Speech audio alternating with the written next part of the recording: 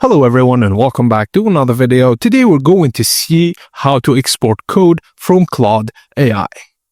So firstly, go to the Claude AI website or app and log in with your account. Open the conversation where your code was generated. Now scroll through the response until you find the code section. Claude usually formats code inside a boxed code block. Now you have two easy options. Click Copy button on the top right of the code block or manually select the code and press Ctrl+C.